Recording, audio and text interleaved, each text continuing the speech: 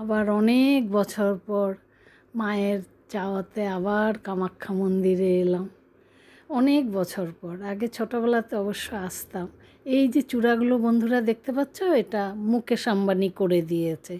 আমাদের কালীঘাটের মন্দিরে যেমন করে দিয়েছে, এই মা কামাখ্যা মন্দিরে ওই চূড়াগুলি, সোনার চূড়াগুলি মুকেশ আম্বানি করে দিয়েছে। এই যে এখানে দেখো প্রদীপ ধূপকাঠি জ্বালানো হয়।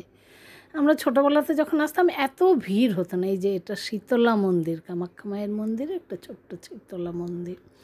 ধূপকাঠি যান, তখন এত ভিড় হতো না।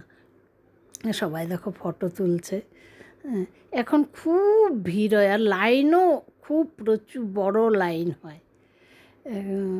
দেখো যে এই জায়গাটা দিয়ে আমরা আগে ছোটোবেলাতে ঢুকতাম, এখন অন্য জায়গা দিয়ে ঢুকতে হয়। বন্ধুরা, আমার এই মা কামাখ্যা মায়ের ভিডিওটি ভালো লাগলে লাইক শেয়ার সাবস্ক্রাইব করে দিও। টাটা বন্ধুরা, টাটা।